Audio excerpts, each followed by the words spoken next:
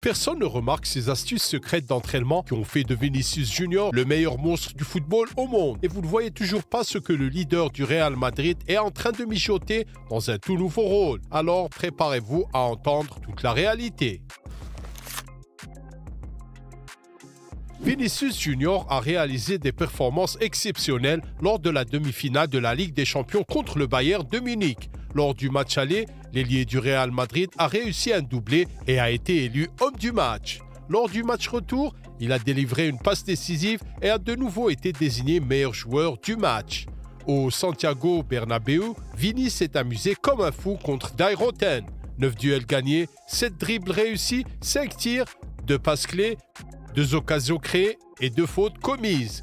Vinicius a donné du fil à retordre à Joshua Kimmich sur l'aile droite pendant la quasi-totalité de la rencontre et a mené le Real Madrid à la victoire et à la finale de la Ligue des Champions en toute confiance. Sa prestation lors du match crucial de la saison a définitivement prouvé que Vinicius a atteint un niveau de jeu totalement nouveau, jamais vu auparavant. Il faut se rendre à l'évidence, Vinicius a fait la différence dans tous les grands matchs de la saison en cours. Voici quelques preuves simples. En janvier, il a tranquillement mangé un ananas juste avant le Classico contre Barcelone, puis il est entré sur le terrain et a inscrit un triplé. Plus tard, il a marqué d'une frappe précise contre le RB Leipzig en huitième de finale de la Ligue des Champions et a fait tout ce qu'il a fait contre le Bayern Munich, 2 buts et une passe décisive. Avec une note moyenne de 7,74, Vini est le joueur le mieux noté de l'UCL cette saison selon WhoScored. De plus, sur les 3 dernières années, à partir de la campagne 2021-2022, le Brésilien est le meilleur joueur de la Ligue des Champions en termes de buts. 32, de passes décisives 15, de dribbles réussis 108, d'occasions créées 68 et de touches dans la surface adverse 301. Entre autres, nous ne pouvons pas ignorer le fait que Vinicius est devenu le 4e joueur de l'histoire de la Ligue des Champions à marquer lors de 3 demi-finales consécutives. 50% de ses buts en Ligue des Champions ayant été marqués lors de matchs à élimination directe. Un joueur de grand calibre, c'est certain. Cela peut paraître incroyable, mais Vini n'a pas encore 25 ans et pourtant, à l'âge de 23 ans et 9 mois, il est déjà devenu le plus jeune joueur de football de l'histoire de la Ligue des Champions à atteindre la barre des 20 buts dans les matchs à élimination directe. Le Brésilien a même été plus rapide que Lionel Messi à l'époque. L'Argentin avait atteint ce résultat un peu plus tard, à l'âge de 23 ans et 10 mois. Waouh! Il y a une autre chose qui frappe l'œil. La saison dernière, Vinicius a marqué 23 buts pour les Blancos en 55 apparitions, toutes compétitions confondues. Mais dans la campagne actuelle, malgré les blessures, il a déjà inscrit 21 buts en 36 apparitions. Tout cela grâce aux ajustements de Carlo Ancelotti. L'année dernière, Vinicius évoluait en tant qu'ailier gauche dans une formation 4-3-3 ou 4-2-3-1. Positionné en largeur sur le flanc, il traçait la voie vers l'avant avec le ballon, le coupant le long du flanc pour faire un centre ou entrant pour tirer ou faire une passe dans la surface de l'adversaire. À l'époque, Vini choisissait souvent des moyens de poursuivre ses attaques plutôt que des moyens de tirer de toutes les positions dangereuses. Heureusement, à la veille de la campagne 2023-2024, tout a changé. Carlo Ancelotti passe à une formation en 4-4-2 losange et Vinicius devient nominalement un attaquant avec un rôle libre.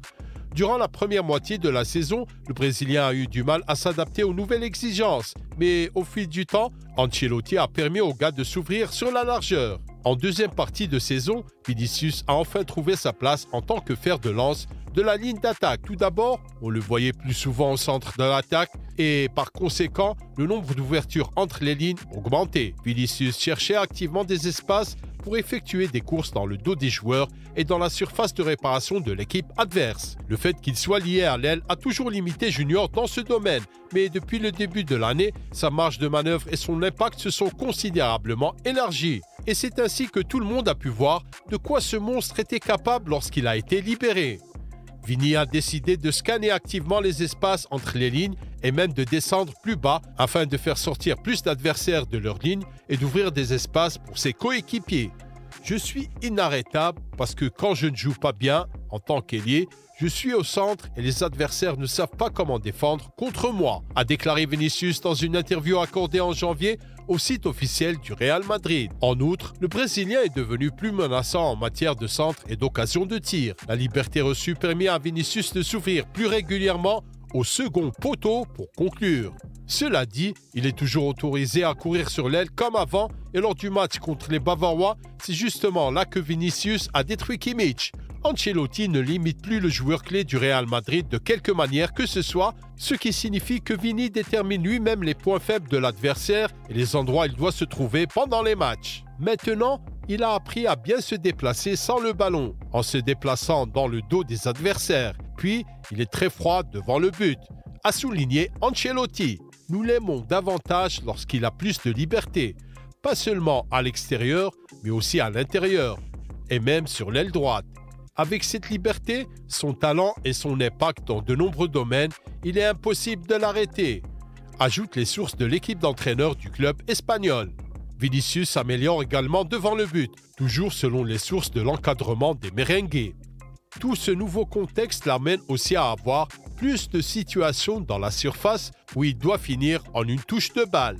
Nous travaillons toujours avec Vinicius sur la finition, à bout portant dans des angles serrés lorsqu'il était ailier et, maintenant qu'il joue un peu plus à l'intérieur, sur d'autres types de finitions, explique The Athletic. Les résultats des séances d'entraînement approfondies semblent assez impressionnants. Cette saison, le jeune homme tire en moyenne 3,69 fois par match et marque 0,60 points XG, ce qui constitue sa meilleure performance depuis qu'il joue au Real Madrid.